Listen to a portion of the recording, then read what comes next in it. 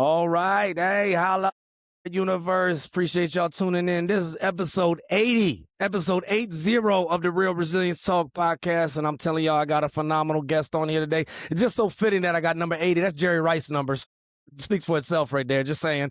So always, as always, the First Amendment is in full effect. We defend it, we shall expend it. So you could just hear maybe a bad word, but I promise y'all will hear some good words, 2 or 3 on top of that. People say, oh, language offends me. You know what offends me? Dead bodies and people being hurt in ways that they can't repair. That's what offends me. So sometimes with these certain subjects, we got to get real about it. I'm not a doctor, nor is my guest today or anybody else who don't try to sue us. We're not a reflection of the Dow, the NASDAQ, or anybody else. We're speaking for ourselves, car-carrying Americans using our First Amendment to hopefully have a good impact. So without further ado, I want to introduce to y'all Chris Hallberg, a veteran entrepreneur, a leadership coach who's made it a mission to help business run better, drawing from his time as a U.S. Army Staff Sergeant, the E6 Mafia. And then he now teaches leaders how to build stronger teams, create structure, and execute with purpose through his work as the business sergeant. He is the author of the Business Sergeant's Field Manual. Y'all give it up for my guest, Mr. Chris, y'all. Yeah. Welcome to the show, boss. How you doing today? I'm doing awesome, Cam. Thanks for having me on your program, man. It's great to be here. I appreciate you, boss. Well, I did a little intro for you, but I always like to ask every guest because resilience is one of those words. We can look it up in the dictionary and we can look it up in Merriam-Webster, but there's always our own context and use of it. So I'm going to ask you first, my friend, what is resilience to you? And then just tell us a little bit about yourself, man. Over to you. Yeah, resilience. Getting up. You get knocked down 10 times, you got to get up at least 11. That's the ratio. That's right. You get knocked down 10 times, you stay down 9 times, like your short ones. It doesn't matter like how it happens, just matter that it does happen. Don't matter how, but that it happens. Y'all heard that? Get up and keep moving forward. I love that. Thank you for that, Chris. Thank you. Thank you so much. And I did a little intro, but anything you want to tell us about yourself, man? Get the show rolling? Well, let's see. First thing, I'm a husband. 28 years officially there. Congrats. 3 decades with my bride. I have 2 wonderful sons, Hunter and Hayden, 21 and 18. They're both big-time guitar players, like super talented. My oldest son won the 2018 Young Guitarist of the Year for the world. Go ahead. Like legit, London, England on stage, beat all the other prodigies. He's published. His little brother is, playing bass, and they are jamming now. And we have a very musical household. So we like to rock. We like to tell the truth. Never baby talk those boys. They are sharp. And my greatest achievement, father, husband, all the business stuff, right? Former military. I also, I served part-time National Guard, citizen soldier in the Army and Peace Corps National Guard, full-time Department of Corrections, started at a super maximum security prison, 5 stories underground at 20, made sergeant in both organizations in my low 20s. That was a trip, being a sergeant in the Department of Corrections, having guys my age now in my 50s reporting to me, running the cell block with 100 inmates. That's crazy to think about that today when I think about, what 21 looks like when I see my sons in that position. Basically got out of all the different uniforms in 1999 after about a decade of service, and then got into sales management, became a sales executive, a business owner several times over, sold a few, crashed a few. Yeah, a little bit of everything. Made a bunch of money, lost a bunch of money, made a bunch of money, lost a bunch of money, and been through that entrepreneurial arc. I sold my last company in 2011, before my current companies, I should say, which are both the coaching business has been around for 13, 14 years, but I now have a software company to help support the coaching work I do as an EOS implementer. That's called Go Expand.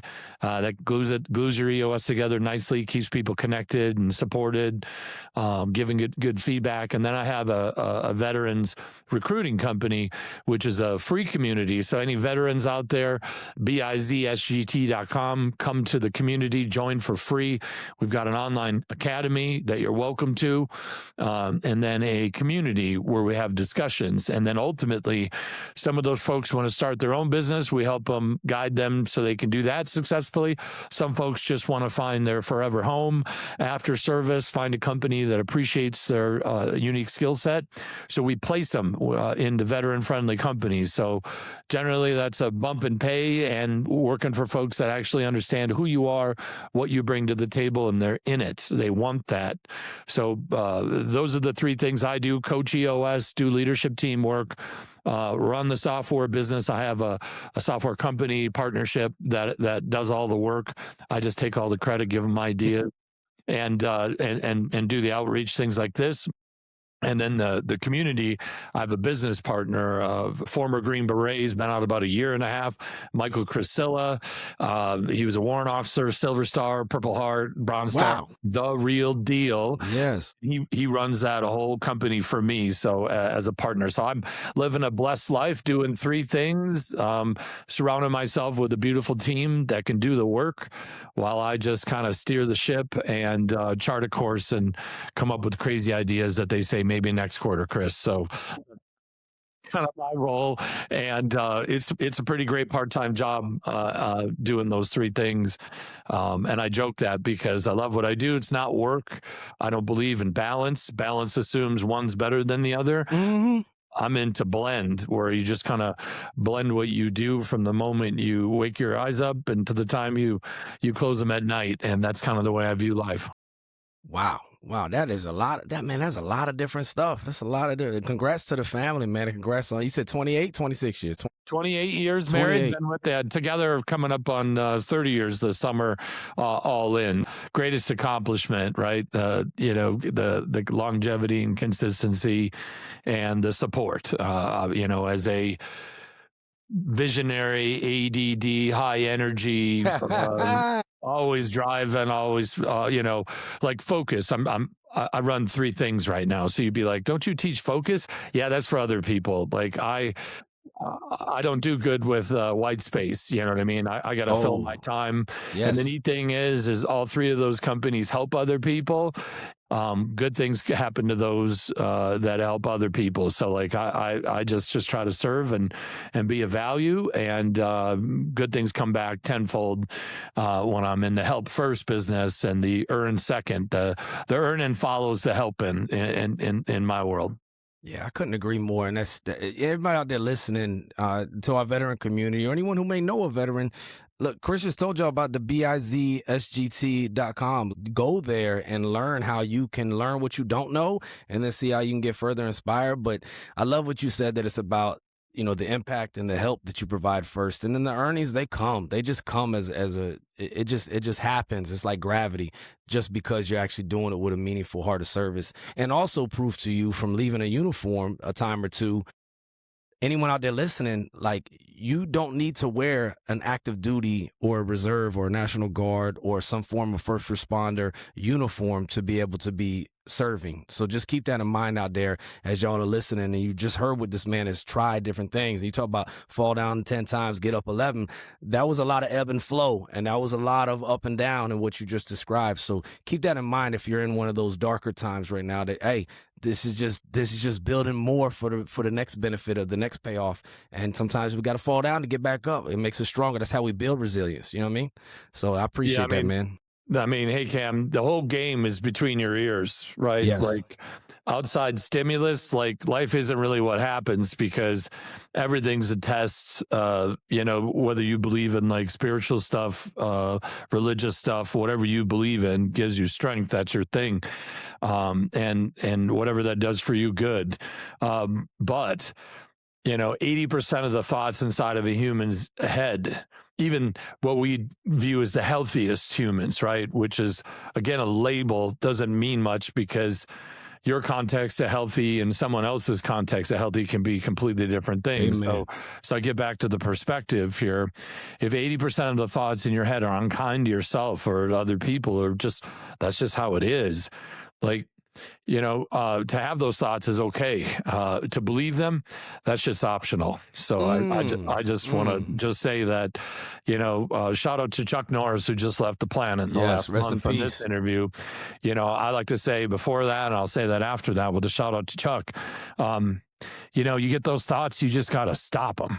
Yeah. Good. Chuck Norris, knife hand, karate chop to the throat, move on with that bad idea, replace it with a much positive one and say it out loud. Yes. Because your brain hears you, your thoughts are your thoughts, but when you say it, it's like writing it in bold. And I don't remember where I got that from, but that's been a powerful thing, because all you do is get in the negative spiral and it just gets more negative, and negative feeds negative. And that's why someone's up man, why you be like this? You got all this, or talking about material things, right?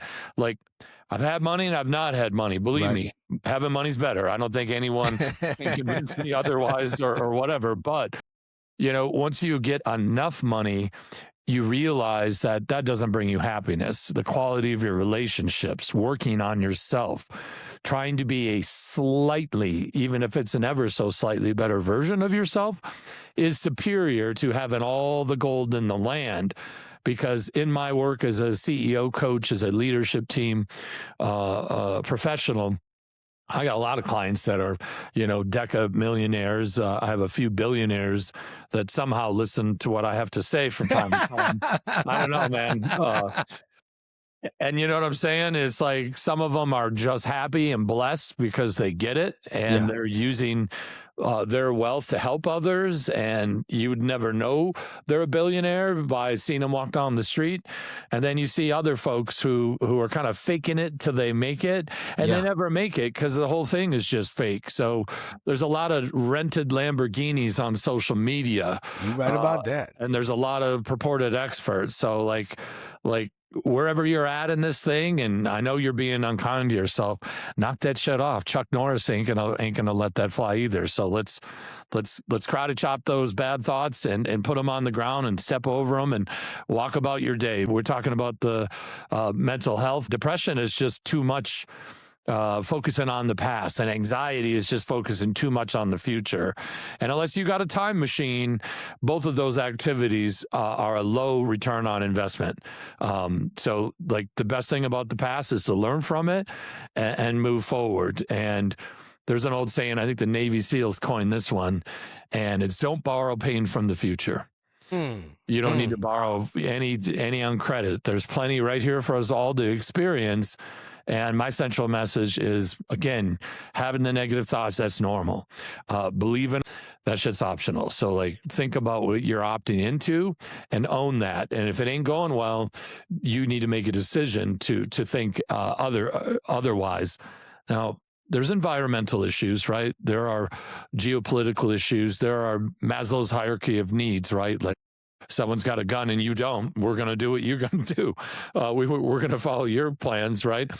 We both got a gun, look that way for a minute, goodbye, right? You understand? Just talking about military forces, look at society.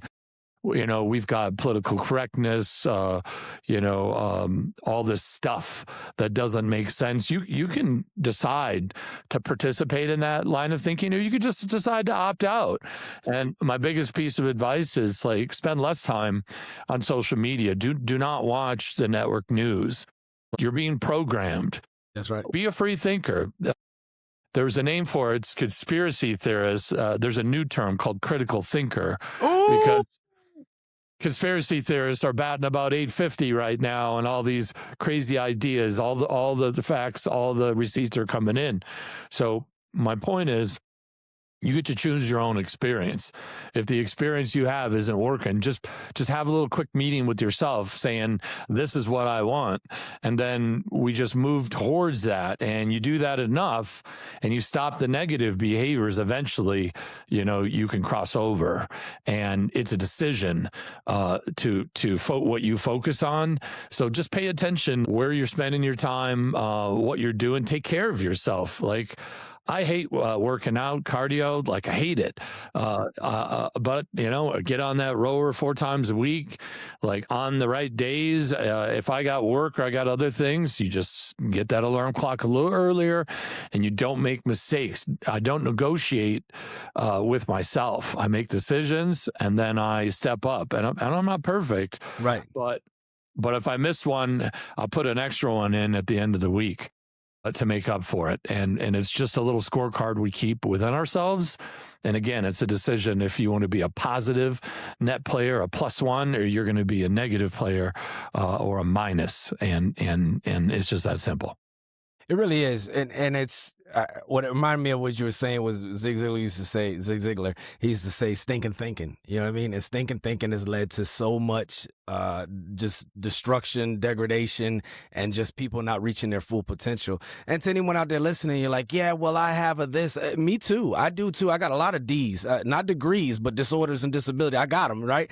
But let's not play the comparison game. Part of what you had said, the gun analogy, well, part of a weapon that you can use is maybe medicine, is maybe seeking help, but you still have to own your battle space, and you still need to dictate, because can't nobody else work out for you, can't nobody else read for you, can't nobody else think for you, and can't nobody else sleep for you. So you got to be able to, like what Chris is saying, is be able to take care of yourself, so that way when you are hit with the real hard times, not just like I'm just down sappy times, you are prepared and you have the resilience and you have the calluses on your mind, your body, your soul to be able to endure that next hardship that's coming your way. And from what you explained with your background, whether it's being a corrections officer, being part of the E6 Mafia, yeah, I'm trying to coin that for our E6s out there, right? But all of that, and being married as long as you have been, and raising children in this world. What I love what you said up front is you said, I don't baby talk them. That is so freaking important for our kids. I see so often, people, there's a helicopter parenting too, but there's also like the sheltered and Nerf style life. And then people get out in the real world and people go, hey man, you suck. And then now people fall apart because they've never been told maybe they suck at something, or maybe something said with some colorful words. And that doesn't mean be verbally abusive, but to talk to you straight, at man to man, woman to woman, and give you the real talk that you need. I think when you talk to them with a baby voice, they act in a baby voice. That's just my experience. So I appreciate you pointing that out and raising your sons to be warriors. Yeah, absolutely. Citing Zig Ziglar, another good one we lost years ago. Yes. In fact, Gino Wickman, the founder of EOS, the coaching program, the methodology that I teach, it's like a plasma torch in my business toolbox. It is amazing. His father, Floyd Wickman, and Zig Ziglar were like besties for a number of years. Wow! So I got to meet Floyd, and he talked about stories about Zig and Zig from Yazoo City, Mississippi. And that's pretty wild, to have like an Uncle Zig Ziglar in your life. So back to like who you surround yourself with. Yes. I think a Zig quote's kind of bubbling up on me right now, and it's, you can't fly with the eagles if you hang out with turkeys. Facts. So that goes back to like the environment. Yes. Finding if you're in a really overly negative environment, man, just switch the scenery is probably 70% of it, right? You can move to the Philippines and live for $800 to $1,000 a month. They speak English. Like I know vets that are having a hard time on a disability pension, or just life is hard. Man, you can just go live on the beach. You can live like a king on a Social Security or a veteran's disability, and just kind of check out for a few years, learn how to surf, or carve coconuts or whatever. So I back to the 22 a day and veteran suicide, or just suicide in general. Man, that is a permanent solution to a temporary problem. So like, yes, find a different environment, and it's going to be hard to pick up stakes. No, not really. And if you're considering making a permanent exit, I would say, hey, there's a bunch of other ideas. And it's just find a new friend group, disassociate with toxic people that are dragging you down or putting you in a bad headspace. So like, I love my life, but I've already said, man, this ever gets to be too much, I'm going to take a hiatus. A sabbatical is the nice word for it. But Yeah, it just might be like, hey, out of office for the next 2 years. Love you, but I'm gonna go do something else. So like that's always been there for me. Someone told me that years ago. Like no matter how bad it gets, you can always change your place. And if you're in a place that just doesn't work, as an American, it's a free country. You can just move. You can go. And I know it's hard. It's not easy. But if you're in a place where you're seriously considering, again, the permanent solution for a temporary problem, like that ain't going to BLUF. That's not a good decision. There are other things you can do. I couldn't agree more. And I appreciate you hitting that beat. And another thing I've realized, because I've had, attempt and I've had some strong ideations in my lifetime, what I've learned on the other side, which obviously I survive, I'm here, is you have no idea who or what is coming down the road of life. Like, and they may need you and you may need them and you don't even know it yet because you're just looking at and fixated on either, like you said, looking in the past or, looking for pain that ain't happened yet. What Seneca say, we suffer more often in imagination than reality. Like that's facts. Like we really do. And it can get the best of us and we can have that downward spot. So there's time to reflect, ladies and gentlemen, of course, always, but there's a difference between that and ruminating and then now going to the place where it's like, oh, all is it, woe, and I need my pain to end. You have no idea, my friends, who's coming down the road of life. You just don't. I wouldn't even be having this conversation right now. You know what I'm saying? A great point. It's just mindset, right? Your attitude determines your altitude. There's a third. Oh, that's some Zig. That's some There's Zig. a third Ziegler one right there. Like this, I'll just have to keep thinking about my Zigisms. I quote him all the time. Just an amazing human. Amazing human. I'm like that too because I got a unique first name. His first name was Hillary, so he was in the Navy in World War II. So he went by, I go by Cam Campbell. He was Zig Ziglar, right, for his last name. But one of the other things he said, and I think you were hinting on this the whole time, is what Zig had talked about was how you day to day move through life and what are you feeding your brain, your insides. And he talked about like motivation is like a cup of coffee, it wears off, but you got to stay motivated, right? But he said, you know what else wears off every day? And people be like, what? And he'd be like, a shower. That's why we say do it daily. You know what I mean? A bath. You know what I mean? So there is something. I have a mentor of mine, retired Sergeant Major in the Marine Corps, Sergeant Major Twig, amazing guy. But one of the things he said, I never thought about it. He flipped it on the word brainwashing. He was like, actually, I do want to wash my brain and clean it out because, as you said, the white space, the idle hands, the downward, decay of our thoughts sometimes, that's brain dirtying. You know what I mean? That's not cleansing your brain. So he was like, not in the sense of being culty or anything like that, but you do have to brainwash and cleanse your mind sometimes and cleanse your spirit and your soul of the shittiness that we come to thinking about sometimes, if that's in your nature, because I know that's mine. Your perception's your reality, and if you perceive things to be dark and dreary, you manifest that, like the power of manifestation. So like, if you really want to get in, my wife is a Reiki master. She's a soul practitioner. Oh, that's good stuff. Like numerology, like some interesting things. And a lot of people be like, oh, that's bullshit. Well, it works. I've seen my report and it's like, okay, this is how you are wired. Just like personality assessments or scientific tools. Just look at horoscopes, astrology. I never used to believe in that, but I'm a Sagittarius, and Sagittarius are fiery, and she's a Virgo, and she's soft, and she thinks about every little detail, and I just let things go, and or send them, right? She's a little bit more measured. So if you look at like a Sagittarius Virgo pairing, it's like, ugh. Like this is either going to be the best marriage ever, but it's not going to be easy, but it's going to be special. Or this, like, find a better pairing. This is not a great pairing, but for the few that can withstand it, it is an amazing pairing. And I look at that and I'm like, man, 10 years ago, I wouldn't have believed any of that stuff. But the more I look at like how the universe works, like you can believe this is a simulation. You can believe this is not a simulation. You can believe you're here for one lifetime and then it's heaven or hell.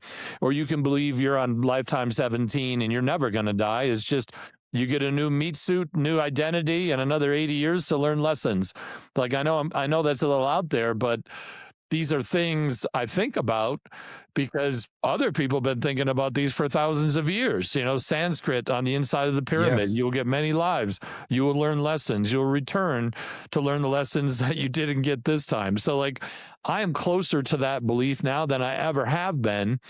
And doesn't matter what your religion is, because they're all basically the same, right? They just have a different hero, a different storyline.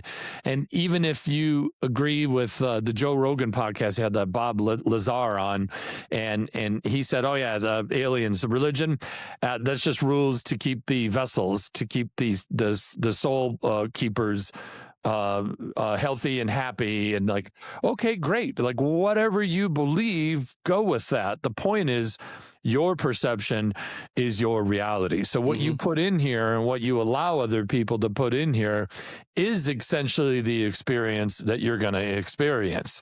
If you don't like that and you get that Chuck Norris knife hand out and pow, throat punch that bad thought and replace it with the good one, you do that enough, then the good stuff starts to happen. And I know this because when you manifest things, I need this, I want this, like, what are you going to do with that? What is the universe going to give that to you? So when you think about positive thoughts, this is going to happen. It's not a matter of if, it becomes a matter of when. And if you keep down that road, the when shows up a little earlier than you would expect if you keep your mind clean and you keep it positive and you keep focused on that. But you can't sweat it. Once you saw, I got to have this by tomorrow, like that desperation, that forcing it actually drives it away. So you have to be very clear with what you want. Yes. But ain't no big deal. I'm going to get there eventually. You got to have the no big deal part, because as soon as you kind of disassociate with the big deal part, that's when the good stuff shows up. That's and true. I look back at my life, and that's exactly how it works. So if you're in a dark place, you got to switch that frequency around. You got to have a higher, more positive frequency. And when you have that and you stay positive, but you don't put a timeline on it, you don't put a condition on it, you don't make whatever's happening a condition of your own worth. You just do you, keep it positive. Is happening. And when I talk about stuff like, yeah, that's happening. Like, well, when is that going to happen? Like, I don't know. Don't even care. I just know it's going to. It's going to, yeah. And the less I give a shit about it, the usually the quicker it shows up. The more oh man, this needs to happen tomorrow, or bad things are going to happen. You just invited bad things in by making it conditional. That's not how the universe works in my experience. No, So it's not. That's so well said. And to anyone listening, it's definitely in the West, and I know with Americans and definitely with veterans, we are so fixated on, like, I need to have fixed now, and we need a linear, we need an A, then B, then C, but really it's like the alphabet of the universe is all over the place, and it's almost like it humbles you, because the more you try to have control, the more it lets you know you ain't in control, sucker.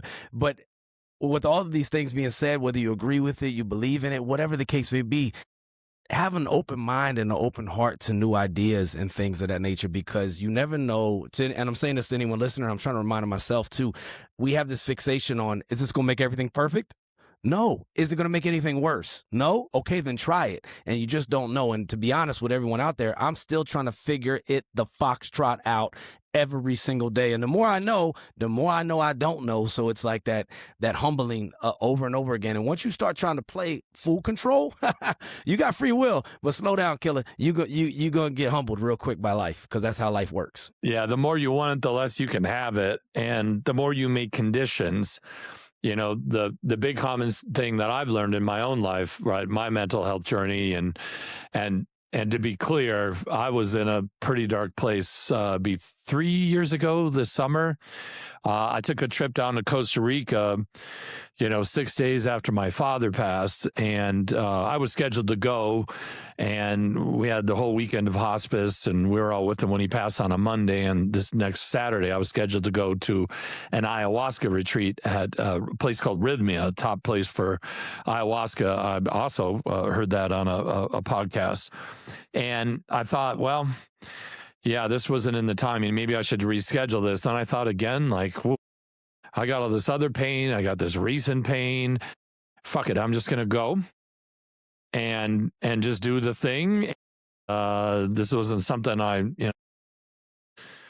you don't plan for any of that kind of stuff. And, that alone saved my life. So talk therapy, in my opinion, like it's got its benefits for certain people, but for me, it didn't.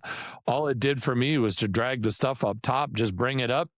And then about ready when you're getting good, oh, there's time. So I don't know why I don't schedule these sessions for 2 hours, because, you don't get into the good part for 40 minutes and then it's a couple minutes and then it just drags it up.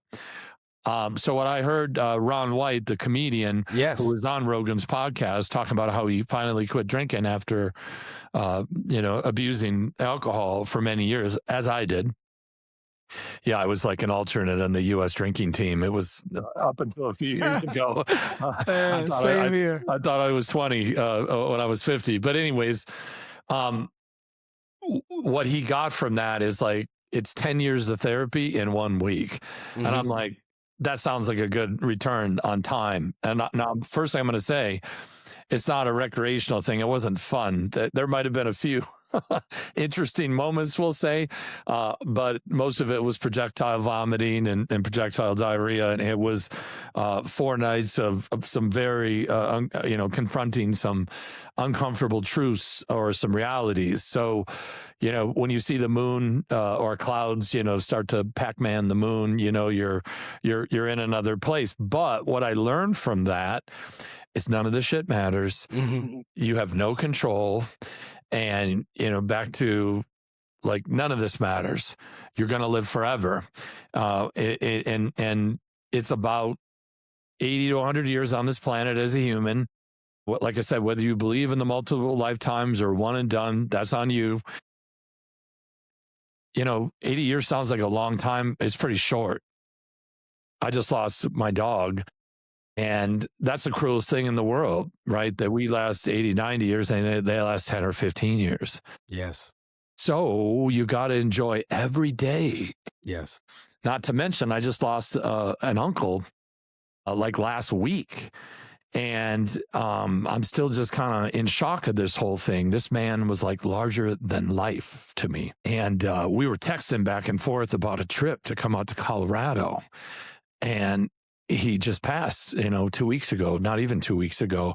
And the first thing I thought is like, why was I texting with that man? Why didn't I pick up the phone and have a phone call with him? So I'm in that replay, the regret thing, all this stuff. I'm saying, hey, everybody, don't do that. What I'm saying is it's perfectly normal.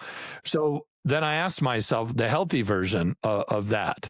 It's who else have I been texting with or not conversing with at all? For whatever reason, they're busy, I'm busy. Insert bullshit excuse right here. So I made a list and I've been reaching out to these people. Yes.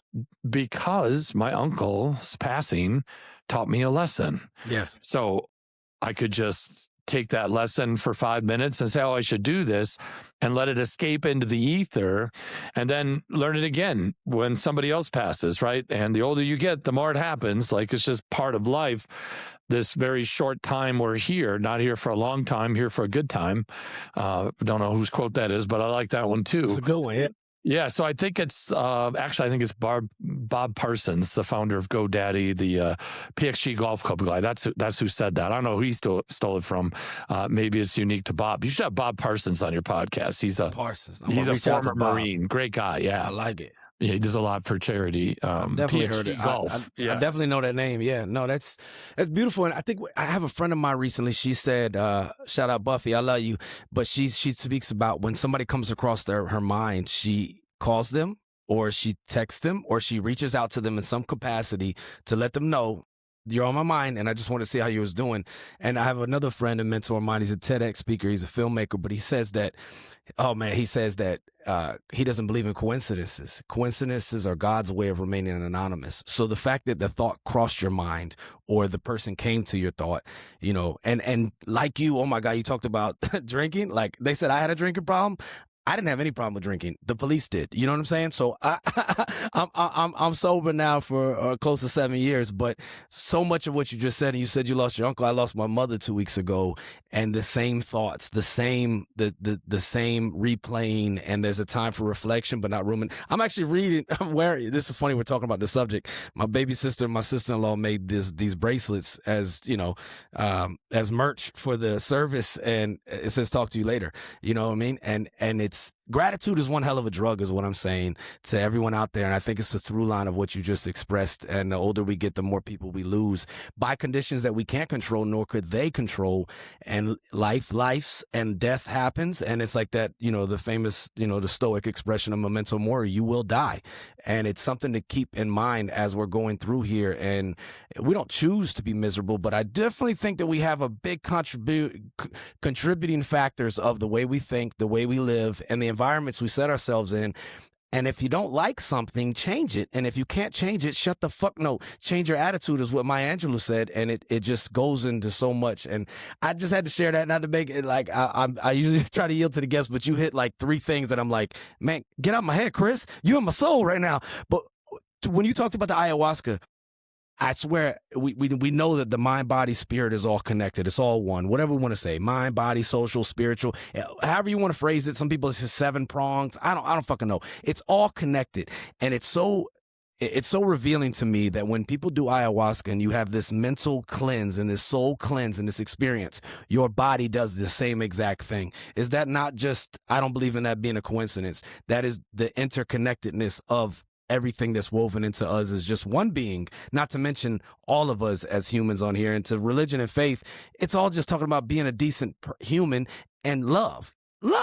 So like Ziggy said, like, love is my religion. You feel what I'm saying? Like, I know I just said a lot. Sorry for the rant, but yeah, no, I mean, you're right on it. Like, there's an old saying, right? Hurt people hurt people. So like, I didn't know how to heal myself, but a bottle, $750 of bourbon, would get you to a mind state where you're just covering it up. You're just numbing the pain. You're not like taking it out. So when I heard Ron White and Joe Rogan talking, this is a several hour thing where he talked about it. I'm just like, yeah, I need to do something, because the alternative, having those not so great thoughts, you know what I mean? Those just build, and then you drink, you wake up and you feel like death. So you're like, okay, let's not do that. 6 o'clock, let's do that again. And then 6 a.m., like, why did I do that? Like, it's like being overweight, like looking in the mirror, like, dang, like that doesn't look like I wanted to. Like, I feel bad, so I'm going to get some chocolate cake. Well, all right, well, chocolate cake just makes you, less healthy. And then you feel bad. And then it's that loop. And so breaking the loop was something I couldn't do myself. So even when you're taking this ayahuasca and it doesn't taste great, doesn't taste that bad, but it's an acquired taste.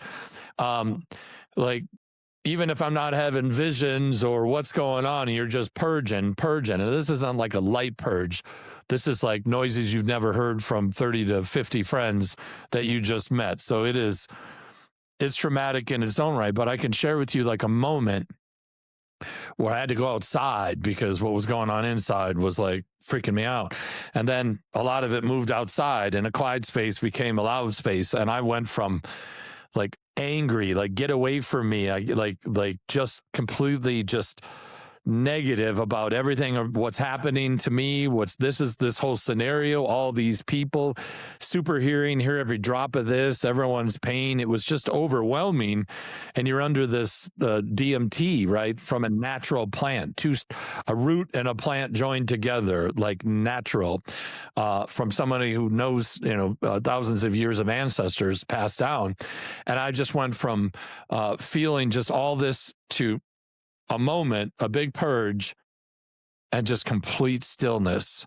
Wow. Like, and now hearing the same sounds and being like, oh, heal, brother, heal, sister, get that out.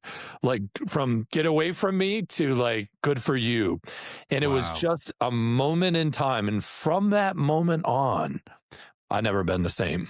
Wow, man. Wow. And that is like deep, deep stuff. Yeah. And again, not fun, but so worth it. So I'm a huge proponent of alternative plant medicine, Yes. ibogaine, ayahuasca, psilocybin. Like there's so many different things out there to help with PTSD and childhood trauma. Like everyone down there, it's just, we're all just hurt children. Some people show me what I've become.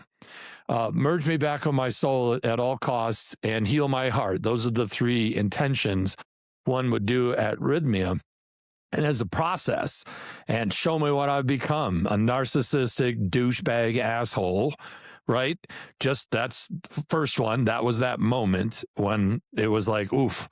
And then you replay stories and you see these scenes of bad things that you did. And it's not you doing the bad things. It's the reaction of the people you said harsh words to or didn't do the right thing. And then when you internalize that, you're just like, oh, I don't want to do that.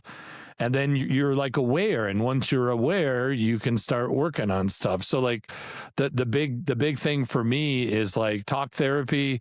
If that's not working for you, then I think it's time to step it up to some of these alternative things that have been proven highly successful thousands of times. So, being down there in the jungle, and I still keep in contact with some folks that were with me, and you get this medicine fam thing and it's real.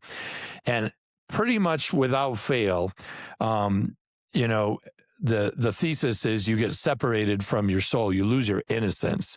And it's usually between ages 3 and 7. And it could be abuse, physical abuse, sexual abuse, bullying, like a divorce, you name the trauma. There's not like a scale 1 to 10. Like your trauma could be a 10 for you, it'd be a 2 for me, vice versa. It's not a contest to see who's the most fucked up or has the most pain. It's your perception is your reality. So like basically when you hear everyone's trauma and you're in class and like this and like just to get that out and just not feel that burden. So they have you take a picture at the beginning of the week. Put the biggest smile on your face.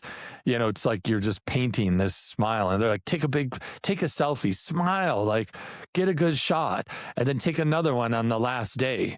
So like, 8 days later, man, you could just see like a sparkle in your eye. It's like a real smile. Like it actually like physically curves up. Like, it's amazing. So like, I just wanted to mention that if anyone's like, I've tried this, this isn't working, that isn't working. Now there's a protocol.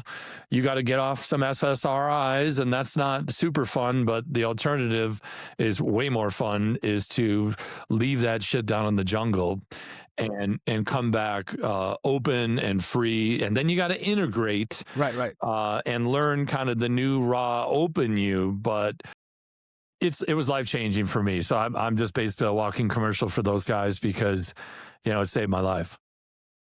I appreciate you sharing and being, being vulnerable, but having the courage to share it because somebody right now listening needs to hear that. And they may be at their wits end and they're like, this doesn't work, that doesn't work. Well, we attack in a different direction. Maneuver Warfare 101. We try a different way. We be water, my friend, Bruce Lee. However you want to say it is exactly to the point that we first started with. You fell down 10 times, you got up that 11th time and you keep moving forward. So all I'm saying to anyone out there listening is be open-minded. Right?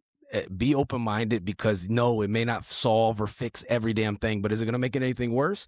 And then maybe implore that and try that out. And it may be in concert with other things. And it's also cleaning up your environment. It's also eating right. And it's also, prayer. And it's also journaling. It's not just one thing. Oh, I took this medicine and now everything's perfect. That's unreasonable. And that's not the world we live in. That's not reasonable. And it takes work, just like everything else. Your marriage and the success you've had, the success or the failures you had in business, raising your children, all of it takes work and it takes effort. And I get it, my friend, if you're listening and you are at your wit's end and you're exhausted, but I'm just saying, try another thing and see what it can add to. And then you can do what Chris is doing and you can be a light and share what you've learned with someone else. And you have no idea how fulfilling that is. I'm just going to tell you, it's a drug you can't buy, you can't inject, you can't smoke. But when you know that you help someone else, as you just did right now, I'm paying it forward. I'm speaking it into fruition, manifesting.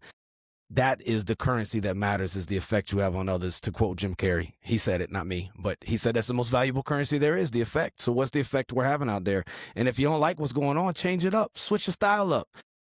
Keep moving forward. And that's what resilience is all about. And I know that you've had to apply a lot of resilience in all of these things. And then, like you said, 10 years ago, 15 years ago, like, hell no, I ain't doing that hippie shit. I felt the same way, brother. I was like, yoga, hell no. Now I'm up on Yoga with Adrian on YouTube all the time because musculoskeletal issues are real. And I'm not 20 no more. You know what I mean? So I just tell you, thank you, man. And just the success. And you even wrote a book. You wrote the Business Sergeant's Field Manual too, man. And all of this journey of yours. Yeah, I talk a lot about like stories from the military, from civilian law enforcement. You know, being a business sergeant is a mindset, right? Yes. It's no one told me I couldn't take the same leadership that you learn. And quite frankly, in the military, there are probably more bad examples of leadership than there are good leadership, right? Amen. Like, that is a true statement. But the neat thing is the bad ones are like, all right, let me lock that one down. I ain't never going to do that. That is the way that felt. No thanks. And then you get the really good ones and you're like, I'm going to steal all that person's stuff. So, you know, we've quoted some pretty amazing humans today. You know, we're talking about maybe some original quotes between the two of us. You know, you could steal all this stuff. I get there's copyrights and intellectual property. And like, I understand that's how business works, but I think when you don't hold authorship, you understand this whole thing is open source, this life. And we're all just picking up different things at different times. So, you know, you want to get good at a topic, start teaching it. You know what I mean? You get better yourself when you become a teacher. You want to get in good shape, you know, all right, like you got to start somewhere. Fitness is an activity that stacks on top of each other. Same thing with positive thoughts, same things. Like, you're going to go to the mental gym. Are you drinking whiskey or are you doing push-ups? You know what I mean? Because one just hides it and then the other activity has physical benefits. And back to what you said, Cam, the mental, the emotional, the spiritual, the physical, it's all your reality. And whether you choose to believe it or not, we're all one thing.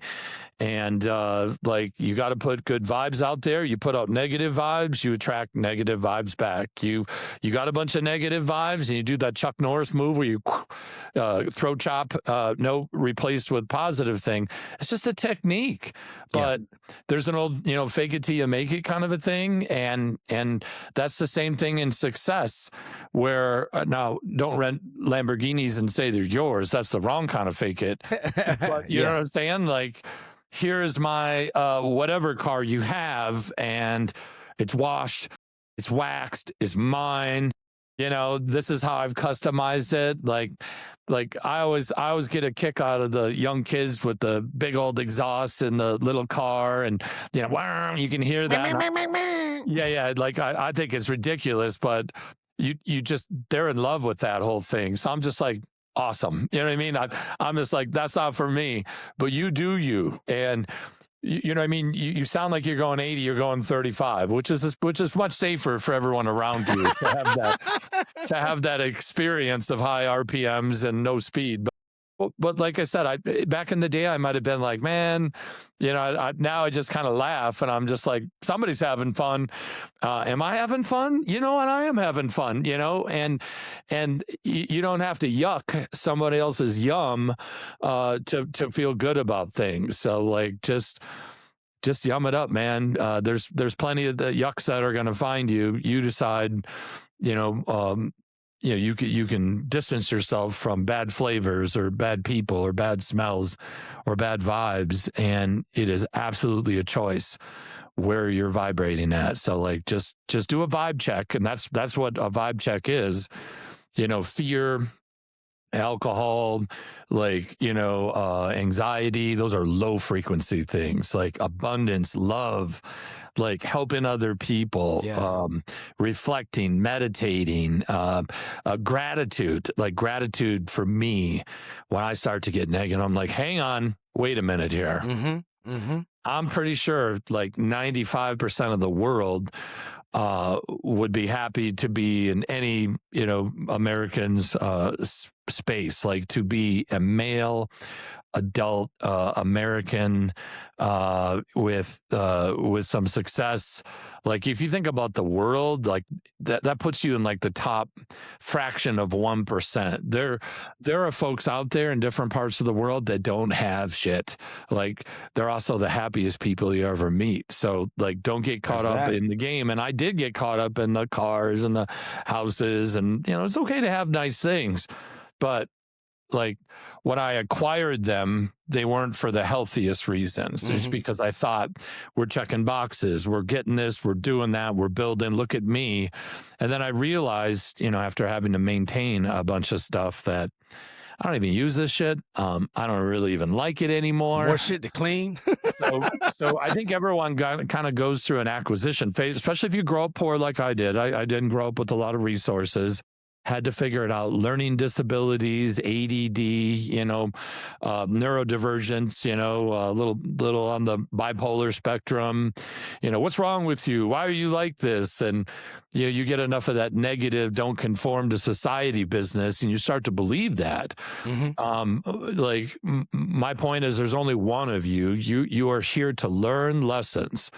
And I don't think the lesson is to just suddenly give up. I think that's the easy way out, but it's not easy, because it's not easy on all the people around you. It's actually the hardest way to go about it. So my advice is to, again, be mindful, be strong. I know it's hard, but if you've got skills, you live in America, you know what I mean? You have free speech that we're exercising. You have the right to outwork everyone else if you decide to do so. And if you stay positive and work hard, now I sound like every Hallmark card or motivational speaker who lives in a van down by the river, but that's okay.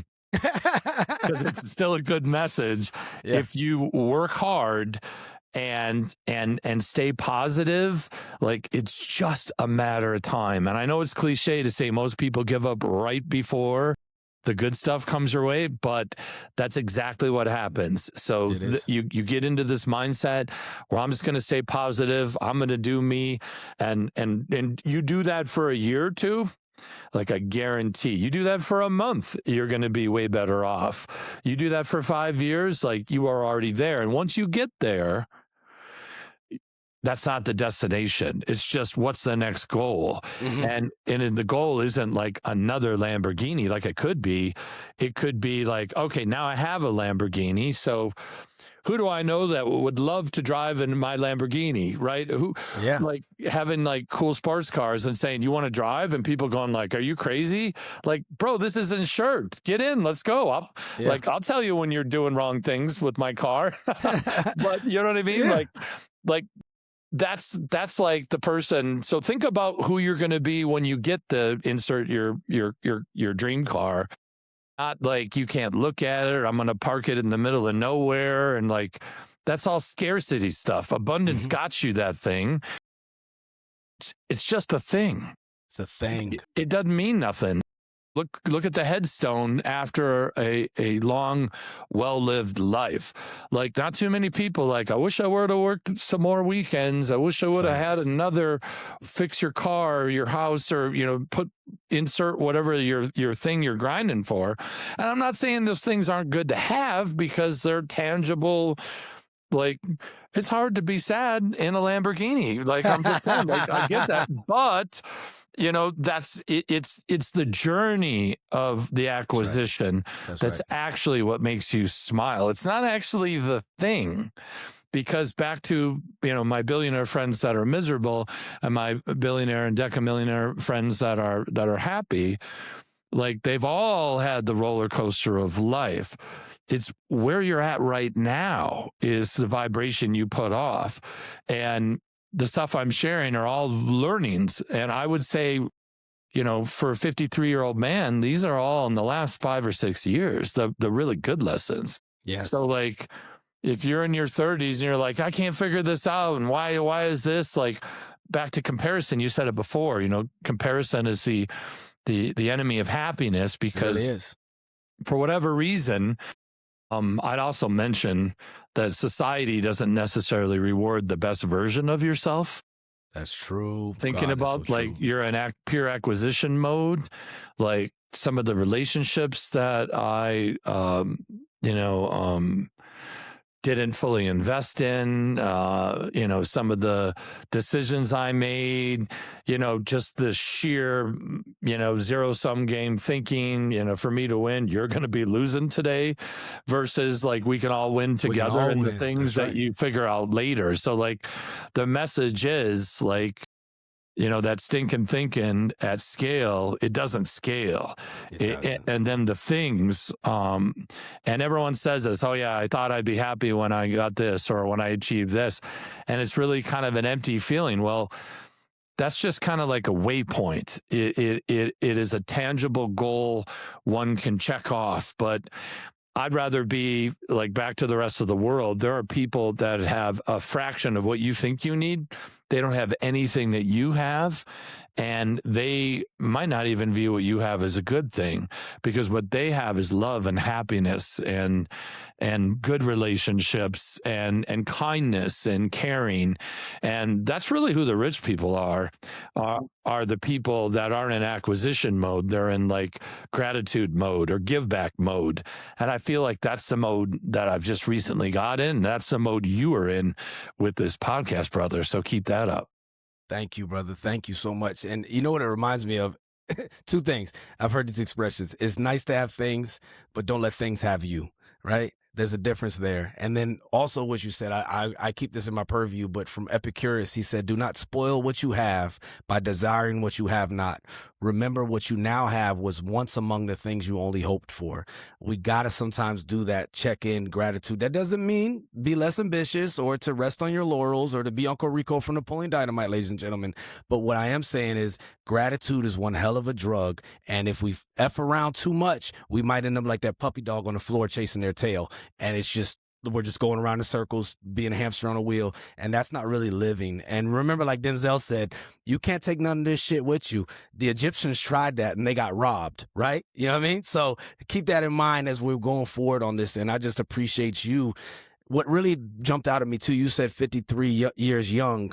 53 years young. Think of all the people that we lose years prior to ever hitting 53, and they never get to have this reflection or this clarity it sounds like you have now in your thought and in your thing. So again, not only do you not know what's coming down the road, you don't even know the version of you that's coming down the road, my friend. So for all of us out there that get to them dark places, we have to do our best to stay left of bang, because once we're in that dark space, we're not in our best cognitive ability of functioning. We're almost intoxicated with depression and bad things. So we have to keep cleansing day by day, brick by brick, play by play, so that way we don't get tempted to make a permanent decision over a temporary problem. Because I don't give a fuck who you are. All of this shit, you believe in theology, geology, it don't matter. You worship algebra, I don't care. Guess what? All of this is temporary, to include the ground we're standing on. So this too shall pass. So keep that in mind, my friends. Don't let yourself get to that point where making that permanent decision sounds like a good decision or sounds like a good option, because it's crazy, the depths. And then on top of that, let's add substances on it. Oh my God, that's a bad fucking math expression for what leads to losing a lot of our brothers and sisters before their actual time. And the universe will make sure you're not here if it's not meant for you to be here. Crazy shit happens. Life be life. We just expressed our recent losses.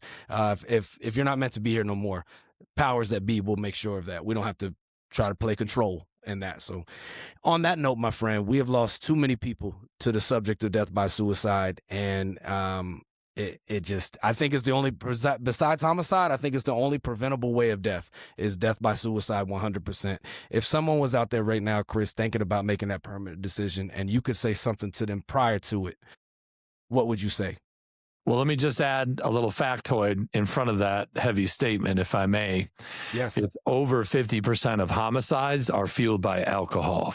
And I'm going to say the number of suicides is probably a bit higher. So like there's a reason why we shoot guns and then have a beer, not have beers and shoot guns, because Yes. like any range or any safety, like you're not making good decisions. So like that's pretty logical. It's kind of hard to argue against that. So like, first off, like if you're in that headspace, you got to clear your mind. If your mind was clear, you wouldn't even be considering that. The simple fact you're considering it just says you're not in a good space. So work on the space and then make the decision. So I would say that's my whole point, is if you're really considering that, you need to reach out to people that love you. And if you don't have a lot of that in your life, call a hotline, find a network, find a group with other folks that are there, because maybe you can get some different treatment that, like I did, like in the jungle. Maybe you can find another healthy outlet. And again, if you're in an environment and your stress is environmental, change your environment. Yes. That's the big thing. Like all your friends are alcoholics. Like whoever said you're basically the average or the composite of the 5 people you spend the most time with. That might even be a Zigism. Maybe Brian Very close. Tracy. It was Jim Rohn, but Jim same. Rohn, They're the okay, same all right. family. So yeah. Jim Rohn, also dear friends with Zig Ziglar, and so yeah, Jim Rohn said that, and one of my early mentors took me to a Jim Rohn talk. And that was like one of the first things in business coming out of uniform, like, ooh, never heard anyone think like that. So like, he is medicine. That dude is medicine. So like that's where Zig's kind of like, hey, you can't fly with eagles if you hang out with turkeys. So like, if you got some turkeys in your life who are participating in these reindeer games that are causing you, like, hey, you got to protect yourself. You gotta create an environment where the healing can begin. So like, look around. That's my advice. It's probably just an environmental change and an attitude change. Putting down the booze and picking up some weights. Yeah. And I think that's the advice I give someone. This is a temporary thing. Don't fucking fall for that permanent shit, because you might as well just go surfing in Thailand or Panama or someplace that is completely different, and get yourself a passport, get on an airplane, and just go do something for a month or two. I guarantee you're going to come back a different thing. So take a hiatus, step away. I know you asked for one thing. That's like 3. No, I love it. All of it. That's what I would tell somebody. I guess maybe let me change my answer. A holistic approach. Don't do one thing. Ooh. Stack that shit. Stack it. Get 3 or 4 things that resonated on this podcast or any of other Cam Campbell's podcasts. And curate a list of things. Like I want one of these. Like you go to McDonald's, I want a number 1 with this, a side of that, or whatever. You can just put a value meal of these things, and you can mix and match. That's right. There's no right or wrong. Custom curate these suggestions that resonate with you, and the ones that aren't you, don't do them. That's right. You know what I mean? Don't like, you're not ready for it. I'm not saying you won't be later, and that's your point. Like, I wish I would have had that trip to the jungle when I was 18. Mm-hmm. I could have unpacked half the bullshit. Just got worse by ruminating about the things that happened from 3 to 7 to 18. Most people are just unhealed, wounded children. I was meeting 35, 40 other people down there. That was like the big aha. It's like, I've been carrying around this shit for decades. That's right. And once you let it go, like, you don't need to get it back. Wherever you are out in the arc of this, like, don't give up. Keep standing up. And what you're doing right now is not working. Shift it up. Switch that combo around until it tastes right. Till it starts working for you. I love that. That's so well said. And to anyone out there want to play comparison games, comparison is the thief of joy, but guess what? It's also the thief of healing. So if it's messing you up, if it's effing you up, if it's a big deal to you, it's a big deal, and that's all that matters. That's in the words of Corporal Andrew Koval. Marine veteran who wrote a book called Summer 2009. He said, he closed it with that. He said, if it's a big deal to you, it's a big deal. That's all that matters. Trauma is trauma. So let's not get into comparison games. That shit don't ever really go well. So just take care of you and be the best you can be and share your light with someone else. Because, man, we need you. And we need good humans in this world. So we got to outnumber all the assholes, okay? So if you're a good person out there hurting, I need you to stay in the fight because we gotta outnumber them, okay? But, Chris, I just want to tell you thank you. Thank you for what you do. Thank you for what you do for our veteran community, and for the thing that leaders do the most is they pull the full potential out of somebody. And looking at your resume and what you've done, man, I mean, the accolades, I'm gonna put them in the show notes. Such a humble dude. He didn't even cite them, but like, you are definitely doing some big things in this world, and it's making a difference. So I just want to tell you thank you for sharing your valuable time with us today on the show, brother. Thank you so much. Thanks for having me on. It was a pleasure to talk with you, and hopefully I can add something to your listenership. For sure. And you can come back anytime you want to, boss. I'd love to dig in more with you. I tell you, I was like, get out of my head, Chris. You were in there, bro. I think we're like brothers, like soul brothers on another level. But to everybody out there listening, keep making good choices. Keep fighting the good fight. Be there for each other, and don't be afraid to ask for help. And don't be afraid to switch it up. Like Chris said, just sometimes we got to do that, y'all. We're going to ride out to the sounds of Monchichi Rex, who also had told me one time when he said cliche, he said it's only cliche because it's true. If it wasn't true, it wouldn't be cliche. So how about that? Let that cook a little bit and marinate on y'all. This has been episode 80 of the Real Resilience Talk podcast with my man Chris right here, the business sergeant. Thank you all again. This show is sponsored by Nobody, baby. Just the First Amendment. We defend it. We shall expend it. Much love to y'all. Thank you for your service, Chris, and thank you for your continued service. Y'all make good choices out there, my friends.